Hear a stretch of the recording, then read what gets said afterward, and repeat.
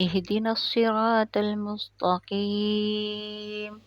اهدنا الصراط المستقيم اهدنا الصراط المستقيم.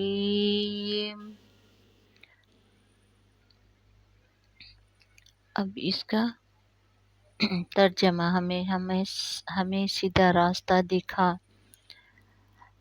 لفظی ترجمہ اہدنا دکھا ہم کو، صراط راستہ، مستقیم سیدھا. اب اس کی تفسیر، ہمیں سیدھے راستے پر چلا.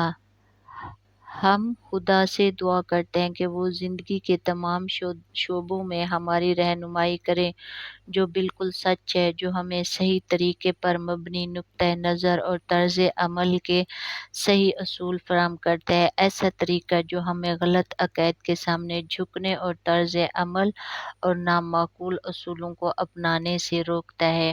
یہ ضروری نہیں کہ صرف یہ پڑھ لیا کہ ہمیں سیدھا راستہ دکھا تو بس ہو گیا، اس پہ عمل بھی کرنا چاہیے صحیح طریقے سے، اور ان اصولوں کو بھی ایسے ہی چلنا چاہیے جو غلط عقائد ہیں، جیسے عقیدے ہیں، کسی اور سے جھکنا، ان سے مانگنا، ان سے بھی کہتے ہیں وہ نامعقول ہے، ان اصولوں کو بھی نہ اپنائے، ان سے بھی انسان رک جائے. ایسا راستہ جو ہمیں حقیقی خوشی اور خوشی کی طرف لے جائے، اور ایسے راستے پہ چلیں جس میں حقیقی خوشی ہو اور جو حقیقی خوشی کی طرف لے جائے. اس دنیا میں جتنی خوشیاں وہ عارضی ہیں، جو کچھ ہے عارضی ہے.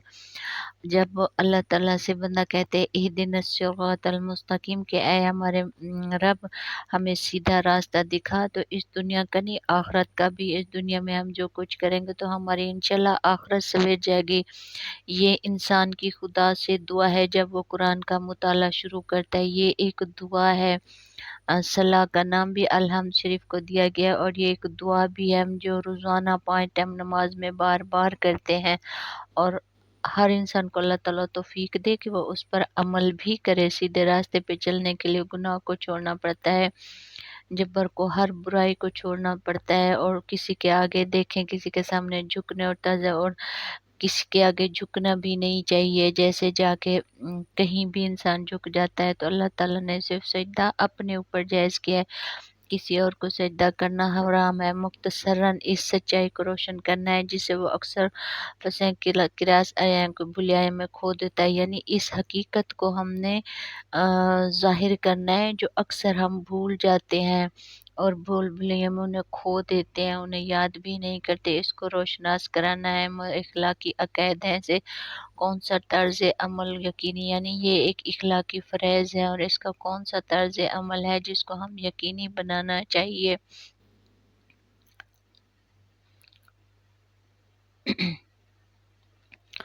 بنانے کے لیے بے شمار راستوں میں سے کون سا راستہ صاف ہے. اور یہ دیکھیں کہ ہمیں بھی پتہ ہے کہ ان تمام برائیوں میں سے جتنی ہم اس دنیا میں آئے ہوئے ہیں، جو کچھ کرتے ہیں، تو اللہ تعالیٰ سے جب ہم یہ دعا کرتے ہیں تو ہمیں ان راستوں میں سے پتہ بھی ہے کہ کون سا راستہ سیدھا ہے، پھر بھی ہم بہانے کرتے ہیں، اور کون سا عقیدہ صحیح رویہ اور کھلا راستہ ہے. اور یہ بھی پتہ ہے ہمیں کہ عقیدہ کون سا صحیح ہے، شرک والا یا سیدھا اللہ کو ماننے والا، اللہ کے راستے پہ چلنے والا. لیکن پھر بھی ہم جان بوجھ کر اگنور کرتے ہیں، اور کبھی کہتے ہیں ہمارے بڑوں نے ایسے کیا تو ہم ایسے کریں، کبھی کیا کہتے ہیں، کبھی کیا کہتے ہیں. تو اللہ تعالیٰ سے دعا ہے کہ ہر مسلمان کو سیدھے راستے پر چلنے کی توفیق دے، دنیا اور آخرت سنوار دے ان کی.